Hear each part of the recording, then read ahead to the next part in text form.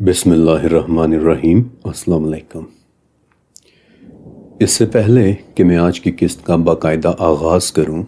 میں آپ کے ساتھ 3 بہت ضروری باتیں شیئر کرنا چاہتا ہوں۔ تجن سیریز کی پچھلی قسط کے بعد مجھے آپ کی طرف سے بے تحاشا میسیجز اور ای میلز ملے۔ ان میسیجز اور ای میلز میں پچھلی قسط سے متعلق کچھ سوالات بھی تھے، مثلاً یہ کہ عیسیٰ داؤد کی ابن کنجور سے ملاقات آخر ہوئی کیسے، یا پھر ایک سوال یہ بھی بہت زیادہ پوچھا گیا کہ مرنے کے بعد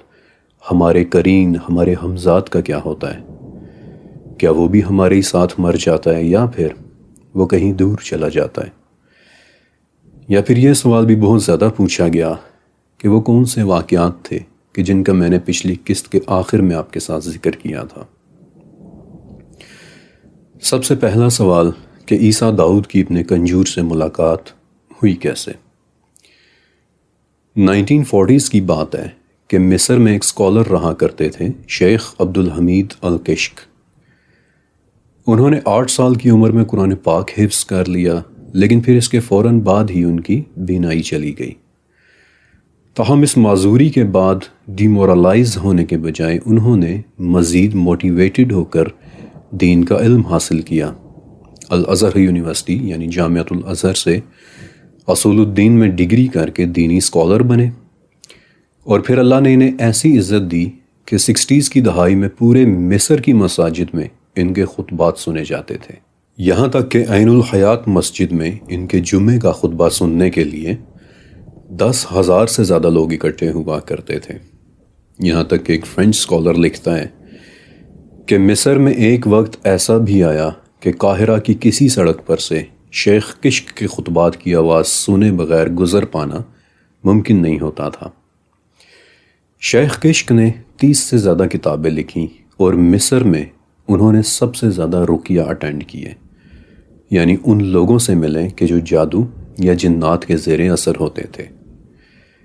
اب شیخ کشک چونکہ خود نابینا تھے، لہٰذا ان کے سفر پر ان کے ساتھ کچھ دوسرے لوگ بھی جایا کرتے تھے، اور ایسے ہی ایک سفر میں عیسیٰ داؤد ایک نوجوان صحافی کے طور پر شیخ کشک کے ساتھ تھے، جہاں انہوں نے ایک عورت کا رقیہ کرنے کے لیے جانا تھا۔ اس عورت پر اس کی شادی والے دن جنات کا اثر ہوا تھا، اور عیسیٰ داؤد کہتے ہیں کہ شیخ کشک کے مطابق اس عورت پر 1 نہیں 2 نہیں 3 نہیں بلکہ 4 جنات کا اثر تھا، جن میں سے 1 میل جن اور 3 فیمیل جن آیا تھی۔ عیسیٰ داؤد کہتے ہیں کہ اللہ کے حکم سے ہم نے اس میل جن اور 2 فیمیل جن آیا سے تو نجات حاصل کر لی، لیکن وہ چوتھی جن آیا، شی واز فیئرس، وہ نہیں نکل رہی تھی، اور اس عورت کے علاج کے لیے عیسیٰ داؤد شیخ کشک کے ساتھ کئی جگہوں پر گئے، جن میں سے ایک جگہ پر شیخ کشک کے تھرو عیسیٰ داؤد کا ابن کنجور کے ساتھ مکالمہ ہوا تھا، اور ابن کنجور نے عیسیٰ داؤد کو وہ تمام باتیں بتائیں کہ جو میں نے آپ کو پچھلی 2 اقساط کے درمیان سنائی تھیں۔ اس کے بعد آپ کا دوسرا سوال کہ مرنے کے بعد ہمارے قرین کا کیا ہوتا ہے، ہمارا ہمزاد وہ کہاں جاتا ہے۔ اس سوال کے کئی جواب ہیں۔ آپ نے بھی یقیناً سنا ہوگا کہ کچھ لوگ ایک عجیب عمل کرتے ہیں کہ جب ان کا کوئی عزیز فوت ہو جاتا ہے تو وہ اس کی قبر کی مٹی پر شہادت کی انگلی رکھ کر دعا کرتے ہیں کہ مرنے والے کے ساتھ قبر میں اس کا ہمزاد بھی دفن ہو جائے، تاکہ وہ عملیات کرنے والوں کے ہتھے نہ چڑھ جائے۔ اب یہ عمل سننے میں شاید آپ کے لیے نیا ہو، لیکن ٹرسٹ می کہ بہت سارے لوگ ایسا کرتے ہیں، حالانکہ اس عمل کا کسی معتبر کتاب میں کوئی ذکر نہیں ملتا، بلکہ معتبر کتابوں جیسا کہ صحیح مسلم میں صرف اتنا ہی ملتا ہے کہ جہاں آپ صلی اللہ علیہ وآلہ وسلم نے فرمایا کہ تم میں سے ہر ایک کے ساتھ ایک جن ہے۔ صحابہ نے پوچھا کہ یا رسول اللہ کیا آپ کے ساتھ بھی؟ تو آپ علیہ السلام نے فرمایا کہ ہاں میرے ساتھ بھی، لیکن اللہ نے اس کے مقابلے میں میری مدد فرمائی، اور اب وہ میرے ساتھ صرف خیر کی باتیں کرتا ہے۔ اب اس انفارمیشن سے زیادہ کے سوالات کہ کیا وہ جن ہمارے ساتھ ہی پیدا ہوا تھا یا کیا وہ جن ہمارے ساتھ ہی دفن ہوگا، یہ باتیں کوئی بھی نہیں جانتا، فقط واللہ عالم، اور میں اپنی طرف سے ایسی کوئی بات نہیں کرنا چاہتا کہ جس کی بعد میں دلیل نہ دے سکوں۔ ہاں، میں آپ کو اپنی ایک انڈرسٹینڈنگ ضرور بتا سکتا ہوں کہ ہمارا ہمزاد ہمارے بعد مرتا نہیں ہے، بلکہ وہ آزاد ہو جاتا ہے۔ کچھ عرصے تک شاید وہ ہمارے گھر میں ہی رہے، لیکن اس کے بعد پھر وہ کہیں دور چلا جاتا ہے۔ اور میرا ایسا ماننے کی وجہ دراصل سنن ابن ماجہ کی وہ حدیث ہے کہ جہاں آپ صلی اللہ علیہ وآلہ وسلم نے فرمایا تھا کہ دجال ایک شخص سے پوچھے گا کہ اگر میں تیرے ماں باپ کو زندہ کر دوں تو کیا تب تو مجھ پر ایمان لے آئے گا؟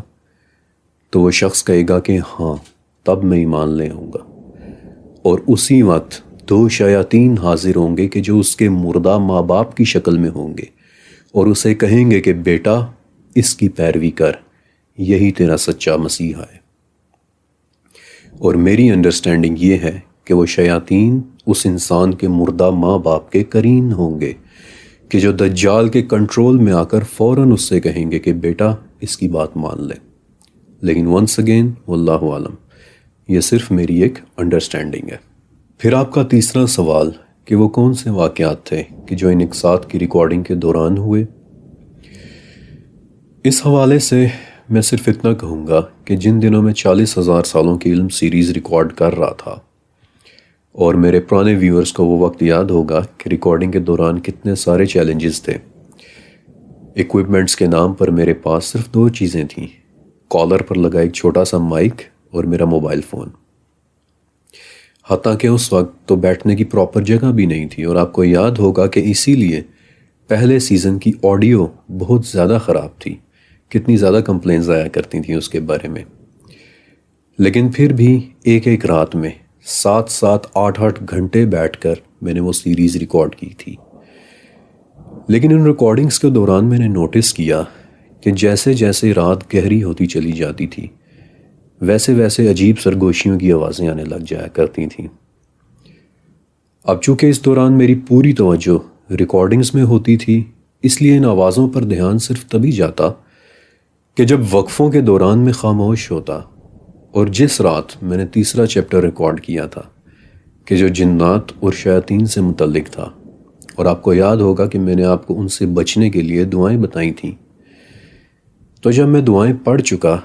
تو ریکارڈنگ میں کئی مردوں کی آواز میں ایک آمین ریکارڈ ہوئی تھی کہ جو میں نے نہیں بولی تھی، اور میں رہتا بھی اکیلا تھا۔ اور اس رات مجھے پہلی مرتبہ احساس ہوا کہ خدا جانے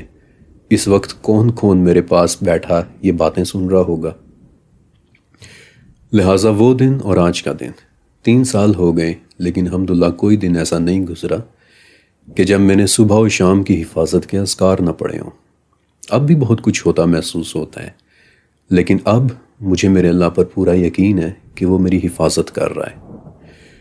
حالانکہ بتانے کو اور بھی کئی واقعات ہیں، لیکن وہ سب پھر کبھی، کیونکہ آج آپ سب کے لیے ایک بہت ہی اسپیشل ایپیسوڈ ہے، اور یہ ایپیسوڈ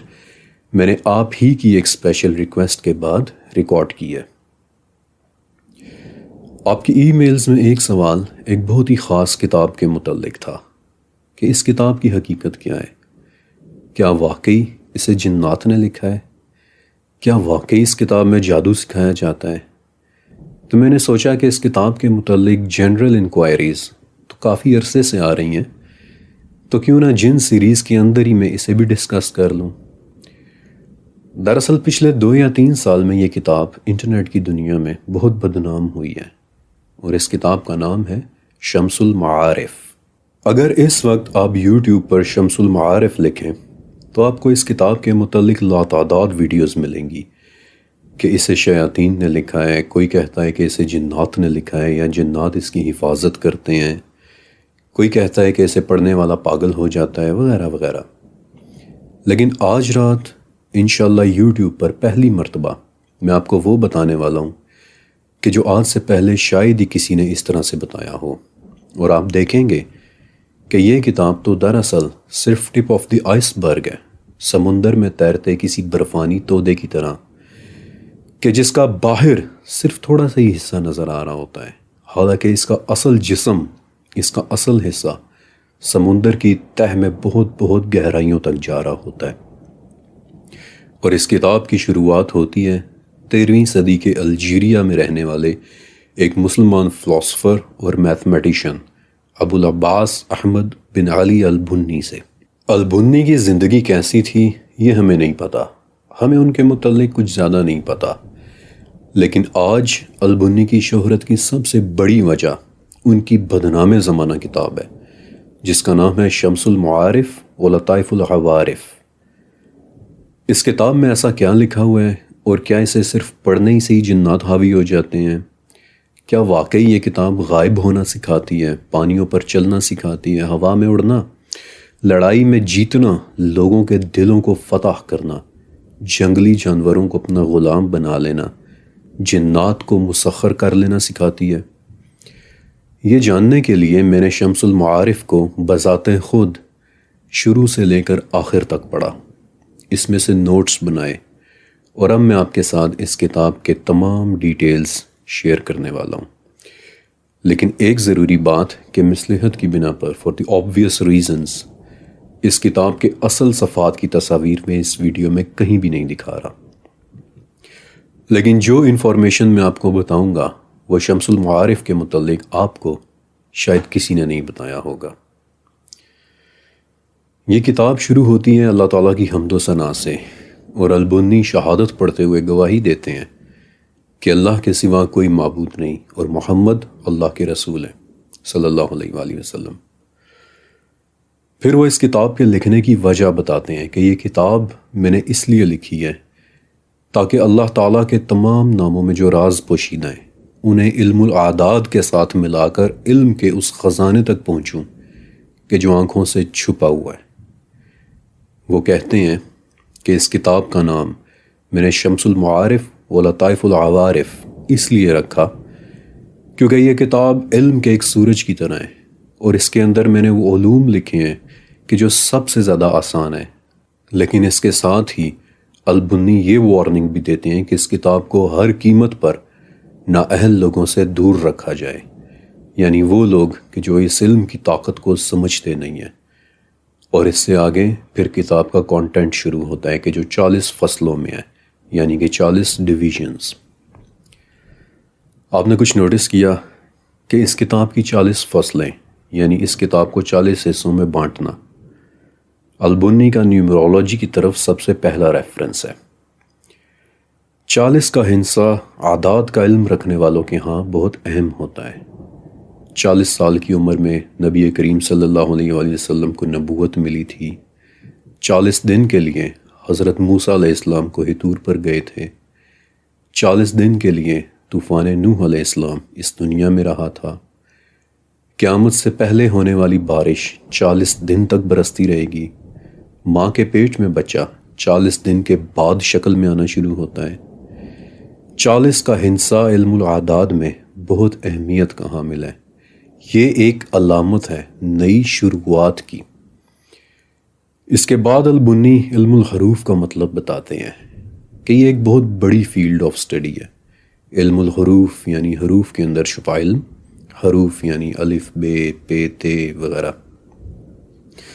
کہ جسے اچھے اور برے دونوں مقاصد حاصل کیے جا سکتے ہیں۔ یہ بات بہت اہم ہے اور اسے آپ نے ذہن میں رکھنا ہے۔ پھر البنی حروف پر ایک بہت گہرا تبصرہ کرتے ہیں، اس کا انالیسس کرتے ہیں کہ حروف مختلف طرح کے ہوتے ہیں۔ مثلا کچھ حروف عربی کی طرح رائٹ ٹو لیفٹ لکھے جاتے ہیں اور ان میں مختلف طرح کے علوم چھپے ہوتے ہیں، جبکہ کچھ حروف لیٹن کی طرح لیفٹ ٹو رائٹ لکھے جاتے ہیں اور ان میں چھپے علوم بالکل مختلف طرح کے ہوتے ہیں۔ پھر کچھ حروف میں نقطے ہوتے ہیں اور کچھ حروف میں نہیں۔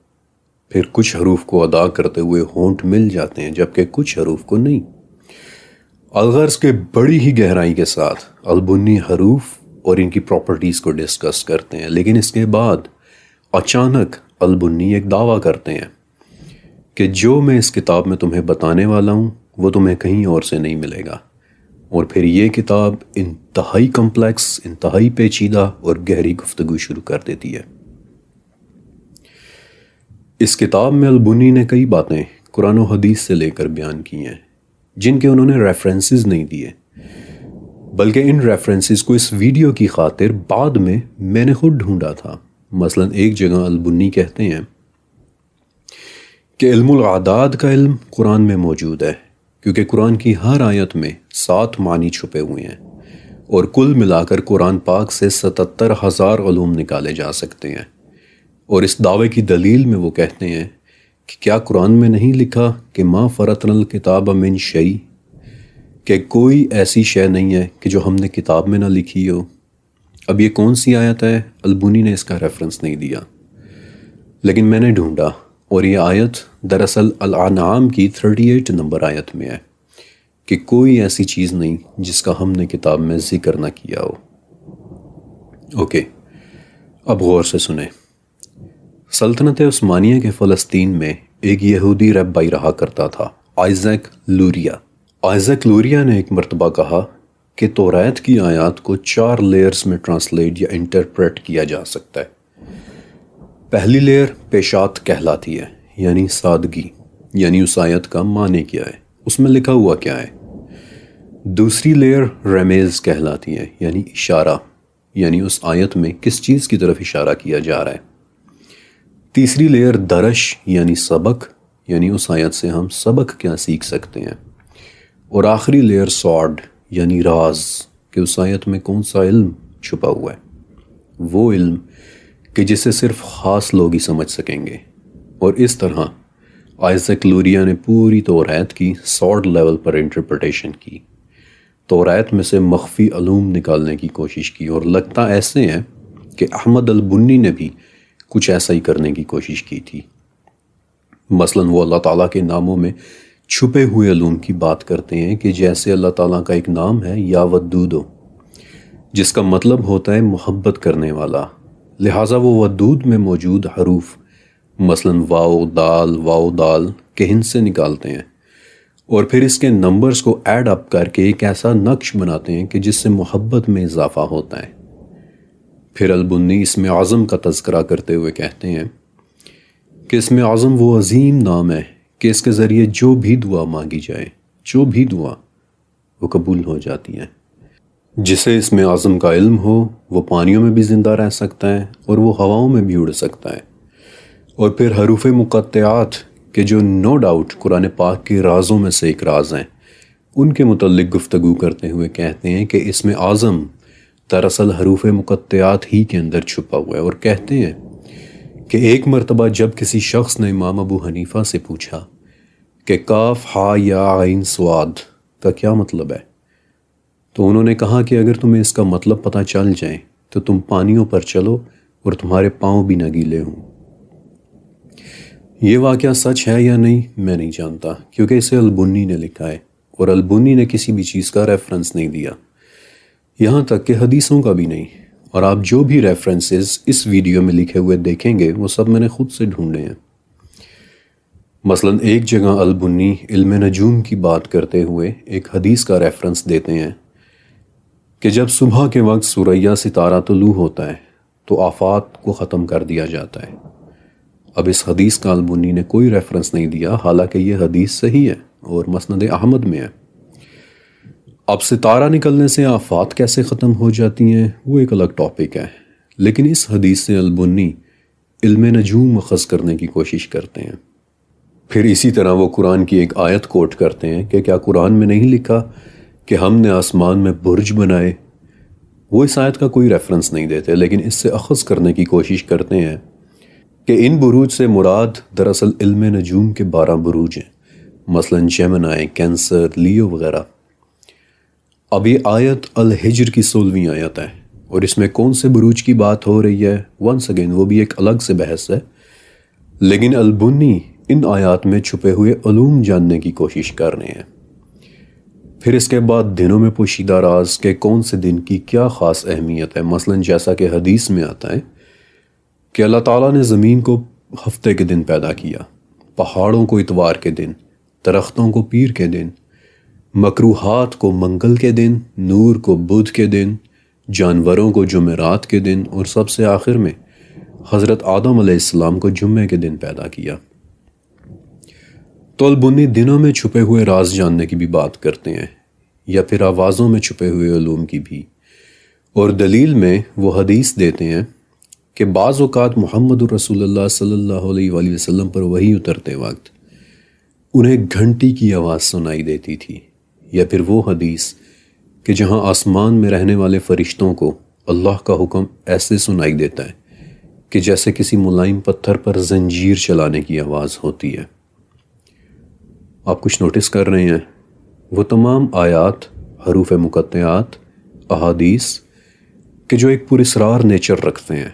البنی نے ان میں چھپے ہوئے علوم کو تلاش کرنے کی کوشش کی ہے، اور اب میں آپ کو بتاؤں گا کہ انہوں نے شمس المعارف میں ایکچولی لکھا کیا ہے۔ لیکن اس سے پہلے میں آپ کو ایک بہت ضروری حدیث سنانا چاہتا ہوں، اور اس سیریز کے آخر تک آپ نے اس حدیث کو اپنے ذہن میں رکھنا ہے۔ اس وقت حدیث کی کتابوں میں سے دو کتابیں سب سے زیادہ معتبر سمجھی جاتی ہیں، صحیح بخاری اور صحیح مسلم۔ ان کتابوں کے نام ان کے لکھنے والوں کے نام پر ہیں، یعنی امام بخاری رحمۃ اللہ علیہ اور امام مسلم رحمۃ اللہ علیہ۔ لیکن امام بخاری اور مسلم نے بھی اپنی کتابوں میں تمام کی تمام احادیث نہیں لکھی، لیکن ان دونوں کے بعد امام حاکم نے وہ تمام حدیثیں کہ جو بخاری اور مسلم کی شرائط پر پورا اترتی تھیں، یعنی انہی کے لیول کی تھیں، امام حاکم نے انہیں اکٹھا کیا اور اپنی مستدرک للحاکم لکھی۔ مستدرک کا مطلب ہی کلیکشن ہوتا ہے، یعنی کلیکشن آف امام حاکم۔ اب مستدرک للحاکم میں یہ حدیث لکھی ہوئی ہے کہ آپ صلی اللہ علیہ وآلہ وسلم نے فرمایا کہ شرک کو پہچاننا ایسے ہے کہ جیسے اندھیری رات میں صفا کے پہاڑ پر رینگتی ہوئی کوئی چونٹی ہو۔ اس سیریز کے آخر تک اس حدیث کو آپ نے اپنے ذہن میں رکھنا ہے، یہ حدیث بہت ضروری ہے۔ اچھا، اب شمس المعارف میں ایگزیکٹلی ہے کیا؟ ابھی تک تو آپ نے دیکھا کہ البنی نے اللہ تعالیٰ کے ناموں، قرآن میں درج آیات اور حدیث میں بتائی گئی باتوں کا ذکر کیا ہے، تو یہ کتاب ڈینجرس کیسے ہوئی؟ اب سنیں۔ شمس المعارف کے پیج نمبر 87 پر البنی ایک عجیب عمل کے متعلق لکھتے ہیں۔ یہ عمل منگل کے دن سے شروع ہوتا ہے اور جمعرات کی شام تک چلتا ہے۔ اس دوران عمل کرنے والے کو روزہ رکھنا ہوتا ہے اور سرٹن چیزیں پڑھنی ہوتی ہیں کہ جو میں اس ویڈیو میں نہیں بتا رہا۔ پھر عمل کے آخری دن یعنی جمعرات کو عصر کے وقت کسی بالکل علیحدہ سیکلوڈڈ سی جگہ چلے جانا ہوتا ہے، تنہائی میں، اور مغرب کے وقت البنی کہتے ہیں کہ تم دیکھو گے کہ تمہارے سامنے چھوٹے قد اور لمبے بازوؤں والا ایک بھیانک سا شخص بیٹھا نظر آئے گا، اور تم نے اسے ابو یوسف کہہ کر بلانا ہے۔ اس کے پیچھے لمبے تڑنگے اونچے قد کے 3 اور بھی مرد کھڑے ہوں گے، لیکن ان سے تم نے بھول کر بھی کوئی بات نہیں کرنی۔ اس وقت تمہیں اپنا دل بہت زیادہ مضبوط رکھنا ہوگا، کیونکہ ابو یوسف دیکھنے میں بہت زیادہ ہیبت ناک ہے۔ اگر تم نرم پڑ گئے تو اسی وقت وہ تم پر حاوی ہو جائے گا، لیکن اگر تم نے دلیری کے ساتھ اس سے بات کی تو وہ تمہیں سونا اور چاندی اور جو کچھ تم کہو گے وہ تمہیں لا کر دے گا۔ اور پھر البنی ایک شخص کا واقعہ بتاتے ہوئے کہتے ہیں کہ فلاں شخص نے ایک مرتبہ یہ عمل کیا، اور جب ابو یوسف اس کے سامنے حاضر ہوا تو وہ شخص ڈر گیا اور گھبرا کر اس نے اپنی آنکھیں بند کر لیں، اور جب اس نے اپنی آنکھیں کھولیں تو ابو یوسف بالکل اس کے منہ کے قریب اس کے سامنے آ کر بیٹھ چکا تھا، لیکن خوش قسمتی سے اس نے اسے کوئی نقصان نہیں پہنچایا اور واپس چلا گیا۔ آپ دیکھ رہے ہیں کہ کس طرح یہ کتاب اللہ کے ناموں میں چھپا علم بیان کرنے کے بعد خاموشی کے ساتھ جنات کی حاضری پر چلی گئی، اور اسی لیے میری رائے میں یہ کتاب اوکلٹ کی تعریف پر پرفیکٹ اترتی ہے۔ اور اوکلٹ کیا ہوتا ہے؟ یہ نام آپ نے اکثر سنا ہوگا، اوکلٹ نالج۔ ہمارے ہاں اوکلٹ نالج کو شیطانی علوم سمجھا جاتا ہے، لیکن اوکلٹ ایک انگلش لفظ ہے کہ جو لیٹن ورڈ اوکلٹس سے نکلا ہے، جس کا مطلب ہوتا ہے چھپا ہوا، مشکل سے نظر آنے والا، چھپے ہوئے علوم، مخفی علوم۔ ریسرچ کی وہ برانچ کہ جہاں باؤنڈریز بہت مبہم ہوتی ہیں، پتہ ہی نہ چلے کہ آپ کب مذہب کے دائرے سے نکلے اور جادو کے دائرے میں داخل ہو گئے، کب جادو کی باؤنڈری سے نکلے اور سائنس کے دائرے میں داخل ہو گئے۔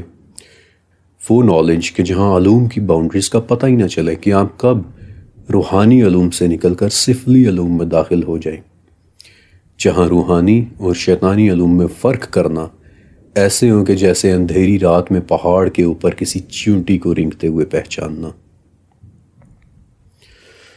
شمس المعارف اوکلٹ نالج کی ایک کتاب ہے، اور آگے چل کر میں آپ کو اوکلٹ کے متعلق بھی کچھ حیران کر دینے والی باتیں بتاؤں گا، اور یہی وہ وجہ ہے کہ شمس المعارف میں جتنی بھی احادیث لکھی ہوئی ہیں البنی نے ان کا کوئی ریفرنس نہیں دیا، کیونکہ اوکلٹ کا نالج سینہ بسینہ چلتا ہے۔ یہ نالج مجربات پر رلائے کرتا ہے۔ اکثر لوگ مجرب کا مطلب سمجھتے ہیں کہ کوئی ایسی چیز کہ جو تجربے سے ثابت ہوئی ہو، لیکن مجرب کا صحیح مطلب ہوتا ہے وہ چیز کہ جو over the period of a long time observe کی گئی ہو، یعنی کہ وہ نسخے کہ جو کئی نسلوں سے چلتے چلے آ رہے ہوں۔ اور اوکلٹ نالج میں مجربات کا مطلب ہے وہ عملیات کہ جو سینہ بسینہ خاموشی سے منتقل ہوتے چلے آ رہے ہوں، اور ایسے میں لوگ اسناد بیان نہیں کرتے۔ اسی لیے آپ کو شمس المعارف میں کسی بھی حدیث، صحابی کے کسی قول، کسی اسکالر کی کوئی بات، کسی چیز کا کوئی ریفرنس نہیں ملے گا۔ اوکلٹ نالج کو کتابوں کی صورت میں پبلش نہیں کیا جاتا، کیونکہ اوکلٹ ایک ڈینجرس نالج ہے۔ یہ بہت آسانی سے انسان کو روحانی دنیا سے نکال کر سفلی دنیا میں لے جاتا ہے، اور اسے پتہ بھی نہیں چلتا۔ کالے علم کی دنیا میں مثلا شمس المعارف کے شروع میں البنی لکھتے ہیں کہ اس کتاب کے اندر میں تمہیں صرف فائدہ مند چیزیں بتاؤں گا، لیکن آگے چل کر وہ علم العادات کے ذریعے کسی کو برباد کر دیں، کسی کو بے چین کر دینے کا طریقہ بھی لکھتے ہیں۔ جنات کے ذریعے کسی کو اس حد تک بیمار کر دینے کا طریقہ بھی لکھتے ہیں کہ اس کی موت واقع ہو جائے، اور البنی اس کا باقاعدہ طریقہ بتاتے ہیں کہ یہ عملیات کرنے کیسے ہیں۔ شمس المعارف میں کئی عملیات جنات کو حاضر کرنے سے متعلق ہیں، اور ان میں سے زیادہ تر عملیات 3 دن تک چلتے ہیں، بلکہ ایک عمل تو ایسا بھی ہے کہ جس میں 7 بڑے جنات ایک ساتھ حاضر ہوں گے، اور البنی کہتے ہیں کہ وہ پہلے تمہیں سلام کریں گے، پھر باری باری تمہیں اپنے نام بتائیں گے، لیکن اس کے ساتھ ہی البنی وارن کرتے ہیں کہ اس عمل کے لیے دل کا مضبوط ہونا بہت ضروری ہے، کیونکہ اگر تمہارا دل کمزور پڑ گیا تو خوف کے مارے تمہارا دل دھڑکنا ہی چھوڑ دے گا۔ اب شمس المعارف کو میں نے چونکہ ایک انویسٹیگیٹو پوائنٹ آف ویو سے پڑھا تھا کہ آپ تک اس کتاب کی اصل حقیقت پہنچاؤں گا، اس لیے مجھے اس میں کچھ کلوز ایسے بھی نظر آئے کہ جو ایک عام نظر شاید بہت آسانی کے ساتھ مس کر دے۔ آپ کو یاد ہے کہ اس کتاب کے شروع میں البنی نے کہا تھا کہ جو علوم میں اس کتاب میں لکھ رہا ہوں ان میں سے فائدہ بھی اٹھایا جا سکتا ہے اور ناجائز فائدہ بھی اٹھایا جا سکتا ہے۔ پھر پیج 405 پر البنی جنات کی حاضری کے حوالے سے ایک عمل لکھتے ہیں کہ تم ایک پتلا بناؤ، اور اس کی پیشانی پر جب فلاں فلاں چیز لکھو گے تو اس میں جنات حاضر ہو کر تم سے بات چیت کریں گے۔ اور پھر پیج 572 پر البنی لکھتے ہیں کہ میرے ایک مغربی دوست نے مجھے فلاں جنات کے متعلق بتایا کہ وہ فلاں الفاظ کے لکھنے پر آتا ہے۔ آپ کچھ سمجھ رہے ہیں؟ البنی کسی پتلے پر جنات کی حاضری کی بات کر رہے ہیں، اور پھر یہ بھی بتا رہے ہیں کہ میرے کچھ ایسے دوست بھی ہیں کہ جو ان جنات کے متعلق جانتے ہیں،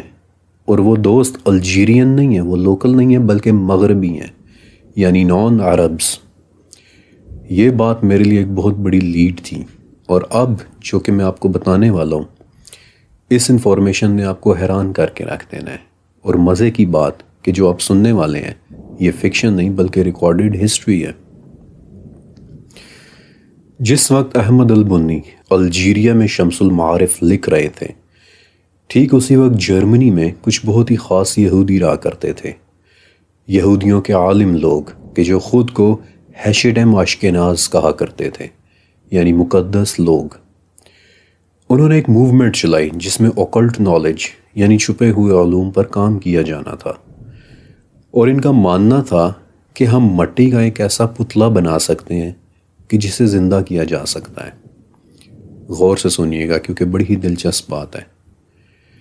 اور اس پتلے کے لیے انہوں نے توریت کی عبرانی زبان سے ایک لفظ لیا، گولومی، اور توریت میں گولومی کا لفظ انسان کے بے جان جسم کے لیے استعمال ہوا ہے۔ اب ہیشدم آف آشکناز نے کہا کہ اگر ہم گولمی کے ماتھے یا اس کے منہ کے اندر ایک خاص لفظ ایمت لکھیں تو یہ زندہ ہو جائے گا، اور جب اسے مارنا ہو تو ایمت کا الف مٹا دیں تو پیچھے میت لکھا رہ جائے گا، کہ جو ایک عبرانی لفظ ہے، اور میت کا مطلب ہوتا ہے موت، یعنی اس پتلے کی موت۔ اب 300 سال تک وہ لوگ اپنے اس اوکلٹ نالج پر کام کرتے رہے، کوئی نہیں جانتا کہ انہوں نے کیا کیا علوم سٹڈی کیے، لیکن 300 سال بعد یعنی 1630 میں پولینڈ کے ایک یہودی ربائی نے لکھا کہ کچھ سال پہلے الیاہو نامی ایک ربی گزرا ہے کہ جو ناموں کا ماہر تھا، یعنی علم الحروف کا ماہر تھا، اور اس نے ایک ایسی مخلوق بنائی تھی کہ جو دیکھنے میں ایک انسانی پتلے جیسی تھی، اور اس کے گلے میں ایمت نام کا ایک تعویذ لٹکا ہوتا تھا، اور وہ مخلوق الیاہو کے لیے سخت جانی یعنی محنت والے کام کیا کرتی تھی۔ ایک طویل عرصے تک مٹی کا وہ پتلا الیاہو کے لیے کام کرتا رہا، اور بعد میں الیاہو نے کسی وجہ سے اس کے گلے میں لٹکا نام ہٹا دیا، اور جب اس نے وہ نام ہٹایا تو مٹی کا وہ پتلا، وہ گولم، خود بھی مٹی ہو گیا۔ اچھا، پولینڈ کے ربی نے الیاہو کے ایمت ریموو کرنے کی وجہ نہیں بتائی، لیکن میں نے اس معاملے کا راز جاننے کے لیے اسے مزید گہرائی سے سٹڈی کیا، اور دیکھا کہ سن 1674 میں ایک کرسچین سکولر کرسٹوف آرنلڈ نے وہ وجہ لکھی ہے، اور اس نے لکھا ہے کہ وہ گولم الیاہو کے لیے محنت والے کام کیا کرتا تھا، لیکن الیاہو نے دیکھا کہ وہ گولم پہلے کی نسبت زیادہ طاقتور اور زیادہ بڑا ہوتا چلا جا رہا ہے، جس پر گھبرا کر الیاہو نے ایمت کے تعویذ کو ہٹا دینا چاہا، اور جب وہ تعویذ ہٹا رہا تھا تب گولم نے غصے میں آ کر اسے زخمی بھی کیا، یہاں تک کہ الیاہو کے چہرے پر کھرچنے کے نشان تک ڈال دیے۔ Imagine that. لیکن گولم کا شاید سب سے مشہور ذکر 16ویں صدی کے پراگ میں رہنے والے ایک یہودی ربائی جوڈا لیو کا ملتا ہے، اور یہ واقعہ اس طرح ہے کہ جوڈا نے چیک ریپبلک کے دریا والٹاوا سے مٹی لی اور مختلف منتروں اور ریچولز کی مدد سے ایک گولم تیار کیا، اور ایمت کا نام لکھ کر اس کے منہ کے اندر رکھ دیا، تاکہ پراگ میں رہنے والی یہودی بستیوں پر جو حملے ہو رہے ہیں، جو لوگ یہودیوں کو تنگ کر رہے ہیں، گولم ان سے یہودیوں کی حفاظت کر سکے۔ اور ایک اکاؤنٹ یہ بتاتا ہے کہ رات کے وقت وہ گولم یہودی بستیوں کی گلیوں میں گشت کیا کرتا تھا، تاکہ اس کے ڈر سے تنگ کرنے والے بستیوں سے دور رہیں۔ مگر کچھ وقت بعد ہی وہی گولم ایک یہودی لڑکی سے محبت کرنے لگا، کہ جس کے بعد ربائی جوڈا نے اس کے منہ سے وہ تعویذ نکال کر اس کے مردہ جسم کو پراگ کے اولڈ نیو سینیگوگ کے ایک جنیزہ یعنی تہہ خانے میں رکھ دیا، اور آپ جانتے ہیں کہ یہ سینیگوگ آج تک موجود ہے، بلکہ پراگ کا یہ سینیگوگ یورپ کا سب سے پرانا سینیگوگ ہے کہ جو آج تک ایکٹیو ہے۔ جب یہ واقعہ پرانا ہو گیا اور اس دوران ربائی جوڈا کی موت ہو گئی، تو کئی سال بعد پراگ میں ایک نئے چیف ربائی آئے، ربائی یشزکل۔ اب انہوں نے بھی گولم والے یہ تمام واقعات سن رکھے تھے، لیکن انہیں یقین نہیں تھا، لہٰذا یقین کرنے کے لیے انہوں نے ایک فیصلہ کیا کہ وہ سینیگوگ کے تہہ خانے میں جا کر گولم کو اپنی آنکھوں سے دیکھیں گے۔ اور یہ واقعہ یوں رپورٹ ہوتا ہے کہ ربائی یشزکل نے اپنے کندھوں پر ایک ایسی چادر پہنی جس پر توریت کی حفاظت والی آیات لکھی ہوئی تھیں، اور وہ تہہ خانے کی سیڑھیاں اتر کر نیچے گئے، لیکن چند ہی لمحوں کے اندر کانپتے ہوئے، ہانپتے ہوئے، گھبراتے ہوئے واپس اوپر آ گئے اور تہہ خانے کے دروازے کو بند کر دیا۔ اور آپ کو پتہ ہے کہ کئی صدیوں تک وہ تہہ خانہ بند رہا، اور کئی صدیوں بعد اسے کی جرمن آرمی نے کھولا، لیکن وہاں انہیں سوائے مٹی کے اور کچھ بھی نہیں ملا۔ لیکن جس افسر نے وہ تہہ خانہ کھولا تھا اس کی اچانک حادثاتی موت ہو گئی، اور اس واقعے کے بعد اس تہہ خانے کو ہمیشہ کے لیے بند کر دیا گیا، کہ جو آج تک بند ہے، اور پبلک کو اس میں جانے کی اجازت نہیں ہے۔ آج بھی اگر آپ کبھی پراگ گئے تو آپ اس سینیگوگ میں جا کر یہ تہہ خانہ دیکھ سکتے ہیں، لیکن اس کے اندر جانے کی اجازت آپ کو نہیں ملے گی، اور یہ جو بھی باتیں میں آپ کو بتا رہا ہوں یہ تمام ریکارڈڈ ہسٹری میں موجود ہیں۔ لیکن ایک اور بڑی ہی دلچسپ بات میں آپ کو مزید بھی بتانا چاہتا ہوں کہ اسی ملک پراگ میں کہ جہاں ربائی جوڈا نے وہ گولم بنایا تھا، 1921 کی بات ہے کہ کیرل کوپک نامی ایک رائٹر نے پراگ کے ایک کیفے میں بیٹھ کر ایک ڈرامہ لکھا تھا۔ اس ڈرامے کا نام تھا RUR، اور اس کی سٹوری یہ ہے کہ ایک کمپنی نقلی انسان بناتی ہے کہ جو انسان کے روز مرہ کے کام کرتے ہیں، لیکن ایک دن وہ نقلی انسان بغاوت پر اتر آتے ہیں اور انسانی نسل کا خاتمہ کر دیتے ہیں۔ بالکل ویسی ہی سٹوری کہ جیسی ربائی الیاہو اور ربائی جوڈا کی تھی، بالکل ویسی سٹوری کہ جہاں گولمز ان کے روز مرہ کے کام کرتے تھے لیکن ایک دن بغاوت پر اتر آئے۔ اور آپ کو پتہ ہے کہ اپنے ڈرامے میں کیرل نے ان نقلی انسانوں کا کیا نام رکھا تھا؟ روبوٹائی۔ اور اسی سے وہ لفظ نکلا ہے کہ جو ہم آج تک یوز کر رہے ہیں، دی روبوٹس، نقلی انسان کے جو انسانوں کے روز مرہ کے کام کرتے ہیں۔ گولمز کی ان داستانوں میں کتنی سچائی ہے اور کتنی نہیں، کوئی نہیں کہہ سکتا، لیکن ان باتوں سے بہت سی لوگ داستانوں نے ضرور جنم لیا ہے۔ مثلاً یدش، رشین اور سلاوک کلچرز میں گولم سے انسپائرڈ ہو کر ایک بوڑھا اور بوڑھی کی کہانی سنائی جاتی ہے کہ جو گاؤں میں رہا کرتے تھے، جن کے بچے انہیں چھوڑ کر چلے گئے تھے، اور وہ بوڑھا بوڑھی تنہائی کا شکار ہو جاتے ہیں۔ لیکن بوڑھی کو اداس دیکھ کر بوڑھا گیلی مٹی سے ایک بچہ بنا کر اس کے گلے میں ایک تعویذ ڈالتا ہے، جس سے وہ بچہ باتیں کرنے لگ جاتا ہے۔ شروع میں تو بوڑھا بوڑھی اس بچے سے بہت محبت کرتے ہیں، لیکن جیسے جیسے وہ بچہ بڑا ہوتا جاتا ہے اس کی بھوک بڑھتی چلی جاتی ہے۔ وہ بوڑھا بوڑھی کے گھر میں موجود تمام جانوروں کو کھا جاتا ہے، یہاں تک کہ ایک دن بوڑھا اور بوڑھی کو خود بھی کھا جاتا ہے۔ اب یقیناً یہ ایک لوک داستان ہے کہ جسے بچوں کو ڈرانے کے لیے سنایا جاتا ہوگا، لیکن اگر واقعی کسی بوڑھا بوڑھی نے تنہائی کا شکار ہو کر کوئی اصلی گولم بنایا بھی ہو تو کیا کہا جا سکتا ہے؟ بہرحال ان یہودی ریبائز کے بنائے ہوئے گولمز کی رپورٹس کو میں نے بہت توجہ کے ساتھ اسٹڈی کیا تاکہ اس معمے کا راز حل کر سکوں، اور مجھے احساس ہوا کہ گولمز کے متعلق تمام اکاؤنٹس میں ایک بات بہت کامن ہے کہ گولم ایک ان انٹیلیجنٹ قسم کی کوئی چیز ہے۔ وہ ہر کام کو لٹرلی لیتا ہے، جس سے میں ایک نتیجے پر پہنچا کہ احمد البنی اور ان کے زمانے کے جرمن یہودی، یہ لوگ جنات کی کسی بہت بیسک سی قسم کو علم الاعداد کے ذریعے مٹی کے ان پتلوں میں قید کر لینے کا فن جان گئے تھے، جنہیں وہ گولمز کہتے تھے، اور ان گولمز سے وہ اپنے روزمرہ کے کام لیا کرتے تھے۔ اور جب مٹی کے ان پتلوں میں قید وہ جنات کنٹرول سے باہر ہونا شروع ہو جاتے تو یہ لوگ پتلوں کے منہ میں رکھے یا اس کے گلے میں لٹکے تعویذ کو ہٹا کر اس جن کو آزاد کرنے کی کوشش کرتے، اور یہی سب چیزیں شمس المعارف سکھانے کا وعدہ کرتی ہے۔ البنی اور حشد اشکناز جیسے لوگ آپس میں ایک دوسرے کے ساتھ انٹر کنیکٹڈ ہوتے تھے، مخفی طور پر ایک دوسرے کے ساتھ رابطوں میں ہوتے تھے، ایک دوسرے سے علوم سیکھ رہے ہوتے تھے۔ اسی لیے تو البنی نے پیج 572 پر لکھا ہے کہ میرے ایک مغربی دوست نے بتایا،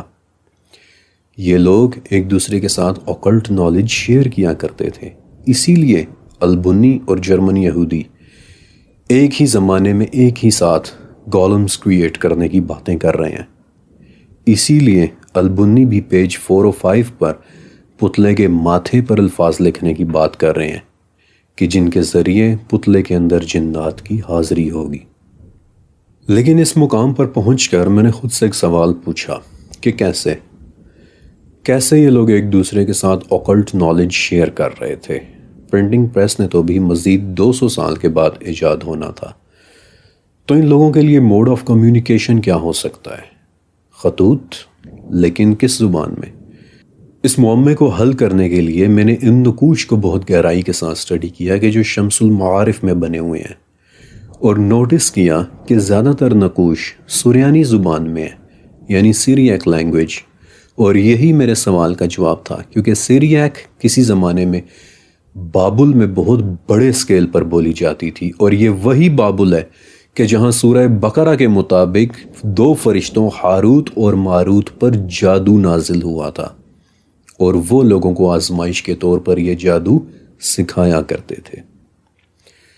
میں اس نتیجے پر پہنچا کہ ان لوگوں کا موڈ آف کمیونیکیشن سیریاک تھی، وہ زبان کہ جس میں ہاروت و ماروت نے آزمائش کے طور پر لوگوں کو جادو سکھایا تھا۔ سیریاک زبان میں ہی تو آکلٹ فلاسفر نے جادو سیکھے، سیریاک لینگویج میں ہی تو یہ لوگ ایک دوسرے کے ساتھ کمیونیکیٹ کیا کرتے تھے، اور کون جانتا ہے کہ سیریاک زبان میں لکھے ان نقوش کے ذریعے یہ لوگ کن اینشینٹ بیبلونین ڈیمنز کو سمن کرتے ہوں گے، انہیں بلاتے ہوں گے، انہیں مٹی کے پتلوں میں قید کرنے کے لیے سمن کرتے ہوں گے، کیونکہ شمس المعارف کے تقریباً تمام نقوش سیریاک زبان میں ہی لکھے ہوئے ہیں، علم الاعداد یا نیومرولوجی کے ساتھ مکس ہوئے ہوئے۔ شمس المعارف کے پیج 566 پر البونی نے لکھا ہے کہ یہ نالج ایک راز ہے اور بادشاہوں کے راز بادشاہوں کو ہی بتائے جاتے ہیں، اسے سب پر ظاہر نہ کرنا چاہے وہ تمہارا بیٹا ہی کیوں نہ ہو، اور اگر تم نے ظاہر کر دیا تو بہت پچھتاؤ گے۔ Occult knowledge. لیکن اب ایک بہت اہم سوال کہ کیا یہ تمام چیزیں جن کا شمس المعارف وعدہ کرتی ہے کہ علم الحروف اور علم الاعداد کے ذریعے میں تمہیں انسانوں کی نظروں سے غائب ہونا سکھاؤں گی، میں تمہیں وہ طاقت سکھاؤں گی کہ جس کے بعد تمہارے سامنے کھڑے لوگ بے بس ہو کر تمہیں اپنے دلوں کے راز بتا دیں گے، میں تمہیں وہ طاقت دوں گی کہ جس سے تمہیں چھپی ہوئی دنیا نظر آنے لگ جائے گی، میں تمہیں وہ راز بتاؤں گی کہ جس سے تم ہوا میں اڑنے لگو گے، میں تمہیں وہ الفاظ بتاؤں گی کہ جن سے تمہارے پاس روز سونے کے سکے ظاہر ہوا کریں گے، میں تمہیں وہ طریقہ دوں گی کہ جس سے جنگلی جانور تمہارے سامنے جھکنا شروع ہو جائیں گے۔ کیا یہ سب باتیں پاسبل بھی ہیں؟ کیا علم الاعداد واقعی ایگزسٹ کرتا ہے؟ کیا ہندسے اور نمبرز اس کائنات کے چلنے میں کوئی رول ادا کر رہے ہیں؟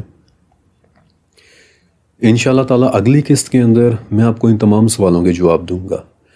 اور ہم شمس المعارف کے متعلق ایک فائنل نتیجہ نکالیں گے۔ لیکن جب تک یہ سیریز مکمل نہیں ہو جاتی، آپ نے مستدرک للحاکم کی اس حدیث کو اپنے ذہن میں ضرور رکھنا ہے کہ شرک کو پہچاننا ایسے ہے کہ جیسے کسی اندھیری رات میں صفا کے پہاڑ پر رینگتی ہوئی چیونٹی کو پہچاننا، اور آپ دیکھیں گے کہ اوکلٹ نالج ایسے ہی خطرناک ایریاز میں سے ایک ہے کہ جہاں آپ کو پتہ بھی نہیں چلتا اور آپ روحانیات سے نکل کر شیاطین کی دنیا میں داخل ہو جاتے ہیں۔ اس سیریز کی اگلی قسط بہت مزیدار ہونے والی ہے، اس لیے ملتے ہیں انشاءاللہ دی جن سیریز کی اگلی قسط میں۔ اللہ حافظ۔